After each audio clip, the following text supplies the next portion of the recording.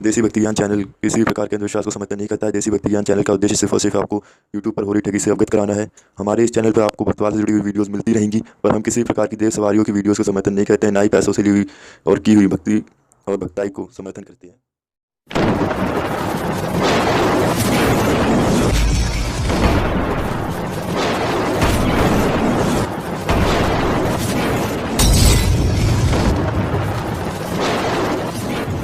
हमसे जुड़ने के लिए चैनल को सब्सक्राइब और बेल आइकन दबा दें और वीडियोस को लाइक कमेंट ज़रूर करें अगर आपको वीडियोस पसंद आए।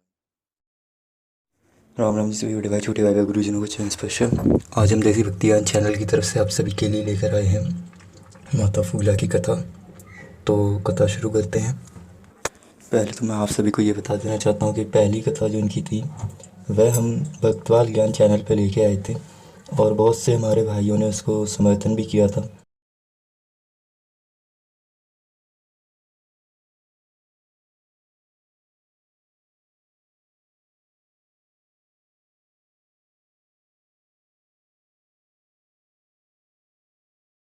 पर वहीं कुछ लोगों ने इनकी दूसरी कथा भी बताई और उस कथा के भी कई लोग उस कथा की मान्यता रखते हैं। तो हमने सोचा ये कथा भी आप सभी के सामने रखनी चाहिए। तो आज हम देसी भक्ति ज्ञान चैनल पर इनकी दूसरी कथा, जिसके बहुत से लोग इस कथा की मान्यता रखते हैं, तो इस कथा को आप सभी के सामने हम देसी भक्ति ज्ञान चैनल पर आज रखने जा रहे हैं। तो इनकी दूसरी कथा कुछ इस प्रकार है।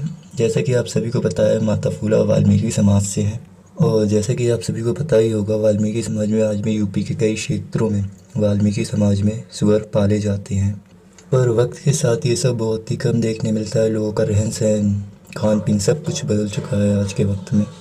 खैर, अब अपनी कहानी पर वापस आते हैं। जैसे कि आप सभी को पता ही होगा, माता फूला बचपन से ही माता खादराबाद की कालिका की बहुत ही बड़ी सेवक थी। तो बात उस दिन की करते हैं जो माता के पति थे। एक बात मैं बता देना चाहता हूँ सभी भाइयों को, मैं किसी भी प्रकार के गुरु ज्ञान या हमारी टीम किसी भी प्रकार के गुरु ज्ञान को उजागर नहीं करना चाहती है, क्योंकि ये सोशल मीडिया है। सोशल मीडिया पर हम किसी भी प्रकार के गुरु ज्ञान का मजाक नहीं बनाना चाहते। इसी वजह से हम यहाँ पर किसी भी ऐसे लोग का नाम नहीं लेंगे जिसको गुरु द्वारा ही बताना चाहिए, क्योंकि अगर हम ही सारा कुछ यूट्यूब पे सब कुछ डालते चले जाएंगे तो कल को गुरु की क्या अहमियत रह जाएगी। सब लोग तो फिर यूट्यूब, सोशल मीडिया इसी में भगत बनेंगे। तो हम किसी भी प्रकार के गुरु का अनादर नहीं करना चाहते। यही वजह है कि आज तक हमने अपने किसी भी चैनल पर, चाहे आप भक्तवाल ज्ञान ले लो, चाहे देसी भक्ति ज्ञान ले लो, हमने अपने किसी भी चैनल पर किसी भी प्रकार की सेवा साधना नहीं डाली है।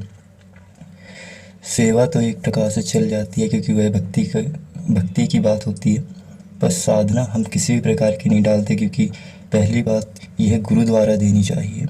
दूसरी बात, अगर आपने बहुत से यूट्यूबर्स को देखा होगा, बहुत से हैं लोगों को देखा होगा जो आजकल अघोरी, तांत्रिक और मौलाना या फिर भगत बने घूम रहे हैं यूट्यूब पर। उन्होंने अपने चैनल पर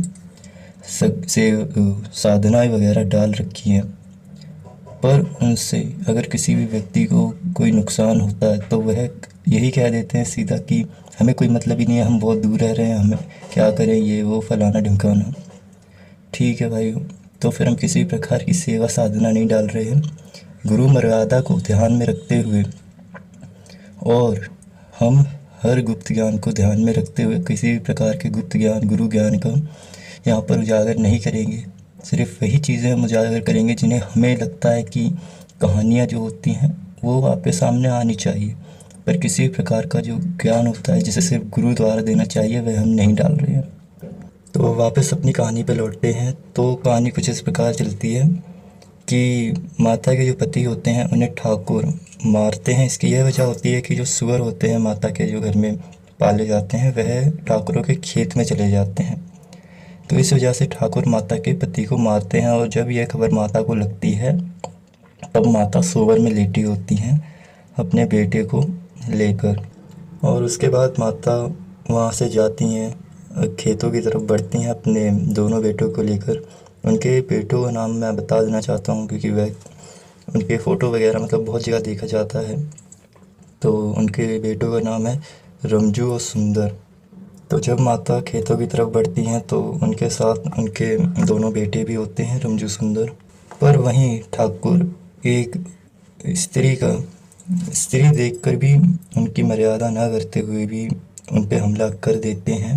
और जब वह ठाकुर माता पर हमला करते हैं तब माता खादराबाद वाली को याद करती हैं और वह उनको पुकारती हैं, उनका स्मरण करती हैं, और तभी माता के पैरों से लेकर सर तक आग लगनी शुरू हो जाती है।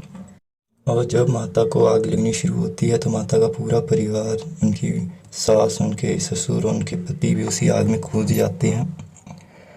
और जब वह सब जलकर राख हो जाते हैं, भस्म हो जाते हैं, तब माता का बदला शुरू होता है। और माता वहाँ पर इतना आतंक मचाती हैं ठाकुरों के सामने कि उनको मजबूर होकर जो ठाकुर होते हैं उनका वंश हान कर देती हैं माता।